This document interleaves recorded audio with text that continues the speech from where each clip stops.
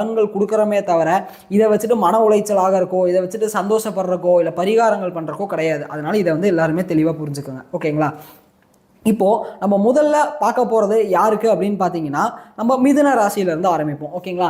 இந்த வாட்டி மிதுன ராசிக்கு வந்து சனி எங்கே இருக்காருன்னு பார்த்தீங்கன்னா, மிதுனத்துலேருந்து 10ஆம் இடத்துல வந்து சனி வந்து அமருவார் இந்த இடத்துல. இப்போது இது எந்த 10ஆம் இடம் அப்படிங்கிறது முழுக்க முழுக்க கர்மஸ்தானத்தை வந்து நமக்கு குறிப்பிடுற இடம். ஓகேங்களா?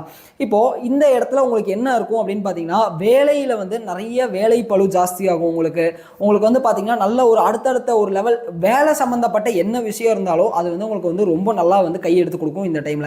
இதுவே உங்களுக்கு வந்து மீனத்திலையும் நல்ல ஒரு சுபக்கோள்கள் அமர்ந்துருந்துச்சு அப்படின்னா உங்களோட வேலைகள் வந்து நல்ல பூஸ்டப் ஆகும் இந்த டைம்ல.